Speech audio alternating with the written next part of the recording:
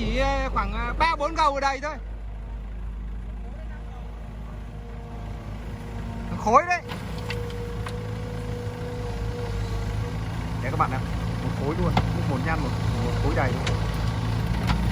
Chiếc xe chở hết cỡ được khoảng 5 tấn này là khoảng 3 gầu.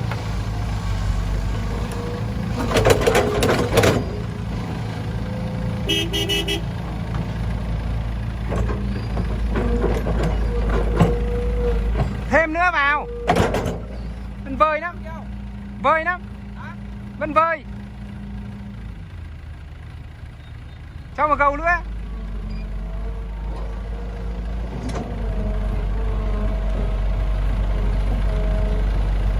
Về đằng trước ấy.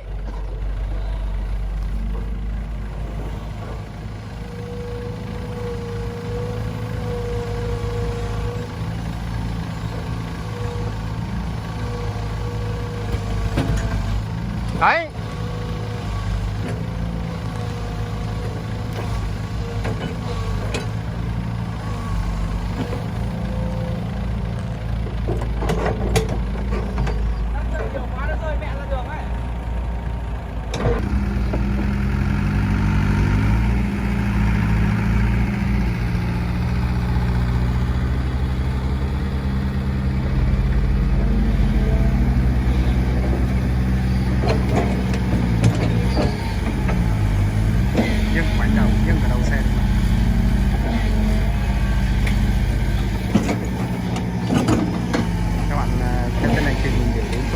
Xe ben này đổ đất xuống các bạn nhé. Chúng ta bắt đầu. Ôi mình ở trên này buồn quá.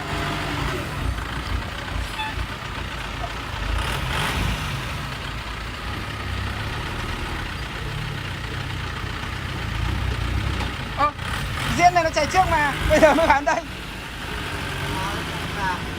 À nó chạy đường trong kia, chạy đứng trong nàng. Ai còn nâu mới đầy.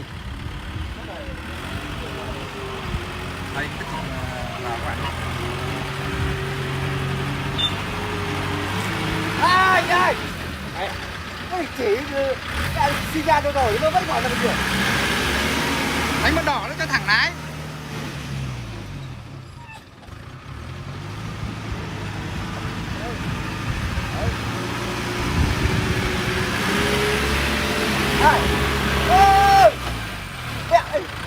Mẹ cái đường này nó chỉ hướng này cái gì ra bên kia. Nhìn cơ bên kia. Ôi đổ đi. Đổ đi. Ôi. Cái gì ra nó lại như tại đâu gì rồi. Ôi là người giỏi.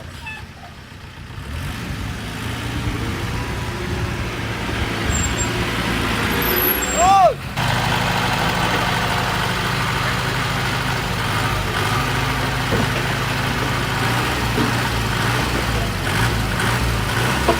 Quay trước qua con qua.